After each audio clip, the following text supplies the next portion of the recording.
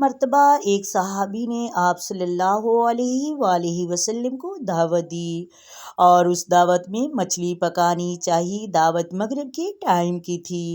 آپ صلی اللہ علیہ وآلہ وسلم ان کے گھر تشریف لے آئے اور خاموشی سے بیٹھے رہے۔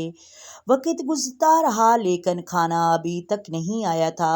دونوں شوہر اور بیوی ادھر ادھر جا رہے تھے۔ آپ صلی اللہ علیہ وآلہ وسلم نے ان سے پریشانی کی وجہ پوچھی تو انہوں نے بتایا کہ 3 گھنٹے ہو گئے ہیں، مچھلی کو پکانے کے لیے چولہے پر رکھتے ہیں تو آگ بجھ جاتی ہے اور نیچے اتارتے ہیں تو آگ جل جاتی ہے۔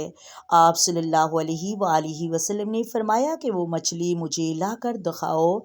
آپ صلی اللہ علیہ وآلہ وسلم نے فرمایا کہ آپ کو پتہ ہے کہ یہ مچھلی کیوں نہیں پک رہی اور یہ پکے گی بھی نہیں، کیونکہ یہ مچھلی جس دریا میں تیر رہی تھی اس دریا میں کچھ لوگ کشتی میں سوار تھے اور وہ مجھ پر درود پاک پڑھ رہے تھے اور یہ مچھلی درود پاک سن رہی تھی، تو پھر انہوں نے اسی وقت اس مچھلی کو پکڑ لیا اور گھر لے آئے۔